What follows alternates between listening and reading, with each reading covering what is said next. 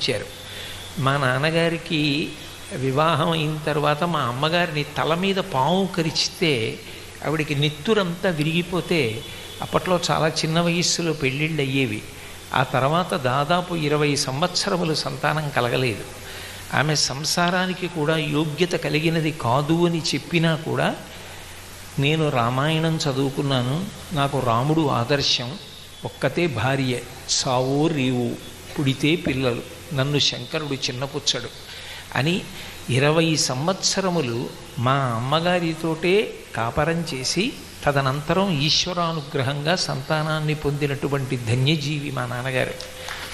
అటువంటి తండ్రి కడుపున పుట్టడం నా అదృష్టం.